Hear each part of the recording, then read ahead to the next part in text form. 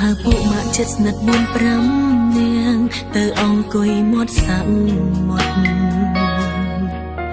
ចង់ដកដងហាមស្រូបយកខ្យល់បរិសុទ្ធក្រែងបានស្រឡាងខួរក្បាលចង់ជិះទូកទៅលេងកោះពី3ថ្ងៃអង្គុយញ៉ាំអីឲ្យធូរស្រាលចង់បំភ្លេចចង់រត់គេចពីស្នេហាដែលមិនច្បាស់មានអារម្មណ៍ថាខ្លួនឯងឆោតពេកហើយគេឲ្យធ្វើអីក៏ធ្វើពេលនេះទើបដឹងខ្លួនថាគេបោកប្រាវាឈឺចាប់ខ្លាំងណាស់គេថាគ្រប់យ៉ាងគឺខ្ញុំយល់ច្រឡំគេថាគឺខ្ញុំ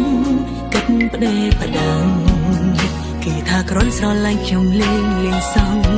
តែឈឺចាប់ពេកអីពេលទៀតក៏ឈឺតែក៏ឈឺនៅក៏ឈឺតែក៏ឈឺធ្វើមិនដេចទៅបើក្នុងចិត្តនៅនឹងដល់រូបខ្លាយចង់តាំងចិត្តស្អមចង់បាញ់ចង់កប់លុបរាល់អ្វីចិនចង់រៃនៅតែតថ្លៃឲ្យដឹកលើដើមដល់ពេលណាដល់ថ្ងៃណាដល់ខែណាដល់ឆ្នាំណាអាចធម្មតាត្រឡប់ទៅធ្វើការបានដូចដើមបើក្នុងពេលនេះវេលានេះម្នាក់នេះស្ទើរគ្មានដើមពីបាបដើមធ្វើមនុស្សរឹងមាំដូចពីមុនណាស់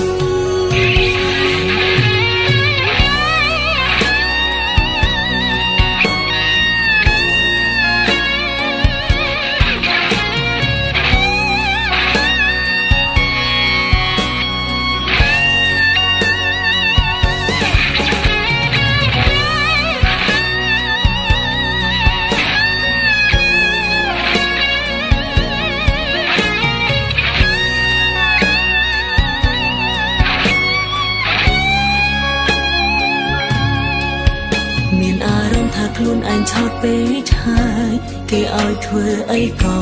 ធ្វើពេលនេះទើបដឹងខ្លួនថាគេបោកប្រាវាឈឺចាប់ខ្លាំងណាស់គេថាគ្រប់យ៉ាងគឺខ្ញុំយល់ច្រឡំគេថាគឺខ្ញុំគិតផ្ដេសផ្ដាំគេថាគ្រាន់ស្រឡាញ់ខ្ញុំលេងសងតែឈឺចាប់ពេកអី